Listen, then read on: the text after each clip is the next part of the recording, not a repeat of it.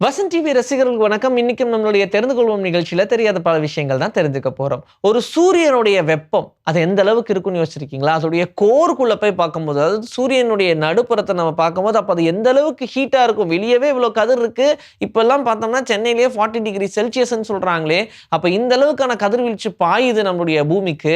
அப்போ அதோடைய கோர் எந்த அளவுக்கு இருக்கும்? அத விட 5 மடங்கு ஹாட்டா இருக்கக்கூடிய ஒரு விஷயம் இருக்கு. அதான் லைட்னிங் போல்ட் அப்படின்னு சொல்லுவாங்க. தண்டரா லைட்னிங் போல்ட்டா வரும்போது டுடுடுன் அப்படின்னு சொல்லி ஒரு power of spark of electricity வரும் இல்லையா? அது ரொம்ப ரொம்ப ஹாட்டா இருக்கும் அப்படின்னு சொல்றாங்க. அப்போ நம்ம பூமினாலயும் அந்த அளவுக்கான ஒரு ஹீட்ட ப்ரொடியூஸ் பண்ண முடியும். அப்படின்னா, அது ஃபுல்லா ஒரு வேள ப்ரொடியூஸ் ஆச்சுன்னா, நம்மளால தாங்க முடியாது ராஜா அப்படின்ற மாரி தான் இருக்கும். மழை பெய்யுது அப்படின்னா, அது ஸ்பார்க் ஆஃப் எலக்ட்ரிசிட்டி. அந்த எலக்ட்ரிசிட்டி கிட்டத்தட்ட சூரியனுடைய வெப்பத்த விட ரொம்ப அதிகமா இருக்கு அப்படின்னா, அப்போ நம்மளுடைய பூமிக்கும் சூரியன் லெவலுக்கான கெப்பாசிட்டி இருக்கு. அது கொஞ்சம் பாவம் பார்த்துருக்கிறனால நம்மலாம் வாழ்ந்துகிட்டு இருக்கோம். எவ்வளோ நேரம் உங்களால மூச்சு பிடிக்க முடியும் அப்படின்னு யோசிச்சா, மேக்ஸிமம் எல்லாரும் சொல்றது 1 நிமிஷம். நான் எங்களால மூச்சு பிடிக்க முடியும் அப்படின்றது தான் மெஜாரிட்டியான ஒரு பதிலா வரும். சில பேர் 2 நிமிஷம், 3 நிமிஷம்லாம் பிடிப்பாங்க. அது ரொம்ப ரேர். ஆனா, இதுவரைக்கும் இந்த வேர்ல்ட் ரெக்கார்ட் யார் வச்சிருக்கா அப்படின்னா, குவாரட்டின் அப்படின்ற ஒருத்தங்க தான் வச்சிருக்காங்க.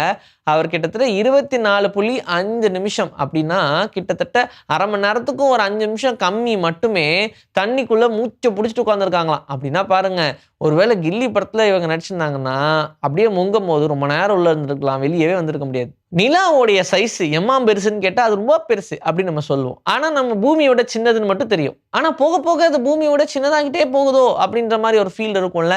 இருந்திருக்காது. ஏன்னா நிலா ரொம்ப தூரத்தில இருக்குல்ல. அதனால உங்களுக்கு தெரியாது. பட் ரிசர்ச் பண்ணதுல உண்மையாலுமே நிலா சுருங்கிக்கிட்டு இருக்குப்பா அப்படின்னு சொல்றாங்க. அப்படி எந்த அளவுக்கு சுருக்கம்னு பார்த்தோம்னா, ஒரு 100 இயர்ஸ், 100 மில்லியன் இயர்ஸ் அப்படின்னா நம்ம கணக்கு வச்சு பார்க்கும்போது, ஒவ்வொரு கேட்டகரியில ஒவ்வொரு மீட்டர் லெவலுக்கு இது குறைஞ்சுக்கிட்டே வந்திருக்கு. அப்போ இப்போ வரைக்கும் எவ்வளோ குறைஞ்சிருக்கு அப்படின்னு கேட்டோம்னா, ரிசர்ச் பண்ணதுலேருந்து இப்போ வரைக்கும் ஒரு 50 மீட்டர் வரைக்கும் நிலா சுருங்கியிருக்கு.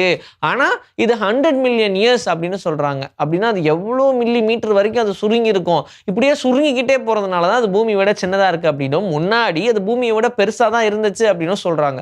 அப்போ அவ்ளோ கால வருஷங்களாவா நம்ம வாழ்ந்துகிட்டு இருப்போம் அப்படின்ற மாரி ஒரு தாட் ப்ராசஸ் இருக்கு. ஏன்னா பூமி வந்து, அந்த பூமிக்கு அப்புறமா அந்த நிலா வந்து அப்படின்ற ஒரு அந்த கம்யூனிகேஷன் சோலார் சிஸ்டம் உடைய கம்யூனிகேஷனே ரொம்ப டிஃபரெண்ட்டா இருக்கு அப்படின்றது தான் எல்லாருடைய தாட் ப்ராசஸ்.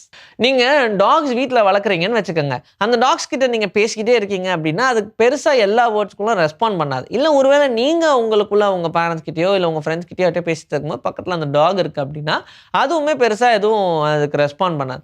ஆனா, ரொம்ப ஃபெமிலியரான வேர்ட்ஸ் நீங்க சொல்லும்போது, அது ஆட்டோமேட்டிக்கா டில் பண்ணும். பார்த்துருக்கீங்களா? ஏதாவது ரொம்ப புடிச்ச ஒரு சில விஷயங்கள நீங்க சொல்லும்போது, அதுக்கு பிடிச்ச ஃபுட்டா இருக்கலாம், இல்ல பார்க்குக்கு போலாமான்லாம் கேட்கும்போது, பார்க் நீங்க அடிக்கடி கூட்டு போவீங்க அப்படின்னா, உடனே அதோடைய தலைய மேல தூக்க ஆரம்பிக்கும், டில் பண்ணும், இப்படி எல்லாம் பண்ணும். ஆனா, இதுக்கு காரணம் என்னன்னா, நம்ம கேட்டது சரிதானா? நம்ம ஏதோ தப்பா கேட்டோமா? அப்படின்ற அர்த்தத்துல, அப்படின்ற ஒரு கேள்விக்குறியில தான் அது உங்கள மறுபடியும் பார்க்கும். ஸோ, நீங்க மறுபடியும் மறுபடியும் சொல்லும்போது, "நிஜமாவே கூட்டு போறாங்களா என்ன? அப்படியா?" அப்படின்ற ஒரு கோணத்துல மட்டுமே தான் அந்த டாக்ஸ் எல்லாம் பார்க்குது. அப்படிப்பட்ட ஒரு எக்ஸைட்மென்ட்டான ஒரு கொஸ்டின் தான் அந்த டாக்ஸ் எல்லாமே இப்படி தலைய டில்ட் பண்ணி அண்ட் அதுக்கப்புறம் லிஃப்ட் பண்ணி பார்க்கறது, இப்படி எல்லாத்துக்கும் ரீசன் அதான் அப்படின்னு சொல்றாங்க. ஒருவேளை இந்த பூமி இதோடைய சைஸ்ல இருந்து அப்படியே டபுள் ஆகுது அப்படின்னா, இதோடைய வெயிட் அப்படியே டபுள் ஆகுது அப்படின்னா, என்ன ஆகும்? எல்லா மரங்களும் சரிஞ்சிரும், விழுந்துரும் அப்படின்னு சொல்றாங்க. ஏன்னா, இப்ப இந்த பூமி அப்படியே டபுள் ஆகும்போது, அதோடைய கிராவிட்டியும் டபுள் ஆகுது. அப்படி அந்த கிராவிட்டி டபுள் ஆச்சுன்னா, அதோடைய எட்ஜ் பாயிண்ட் அப்படின்றது வெயிட் ஆகுது அப்படின்னும்போது, ஆட்டோமேட்டிக்கா கிராவிட்டி சைட்ல தான் அந்த மரங்கள்லாம் சாயும். அப்போ எது ரொம்ப வெயிட்டான போர்ஷனா இருக்கோ, அந்த போர்ஷன் அப்படியே இழுத்துட்டு வரும்னு தான் நினைக்கும். இந்த கிளைகள் ரொம்ப வெயிட்டா இருக்கும். அதோடைய ஸ்டெம் ரொம்ப வெயிட்டா இருக்கும். அப்படி இருக்கும்போது அது ஆட்டோமேட்டிக்கா சரியறதுக்கான சான்சஸ் இருக்கு அப்படின்னு சொல்றாங்க. அப்படின்னா எல்லா மரங்களுமே இலைகளா மாறக்கூடிய ஒரு தருணமா அந்த பூமி 2 ஆகும்போது இருக்கும் அப்படின்னு சொல்றாங்க. இதெல்லாம் வெறும் கற்பனை தான். நிஜத்துல நடக்கிறதுக்கு சான்சஸ் கிடையாது. பட் அப்படி ஒருவேளை 2 ஆச்சுன்னா அது இன்னும் கொஞ்சம் டீப்பா போகுமோ அப்படின்ற மாதிரியான ரிசர்ச்ல இல்ல. அது சரியறதுக்கான சான்சஸ் இருக்கு. அது உடைஞ்சு சரியறதுக்கும் பல சான்சஸ் இருக்கு அப்படின்ற மாரி தான் சொல்றாங்க. இன்னைக்கு நம்மளுடைய தெரிந்து கொள்வோம் நிகழ்ச்சியிலும் தெரியாத பல விஷயங்கள் தெரிஞ்சுக்கிட்டோம். இதே மாதிரி சூப்பரான கன்டென்ட்டோட உங்கள நான் வந்து சந்திக்கிறேன். Until then, this is bye from Vijayஸ்ரீ. Take care.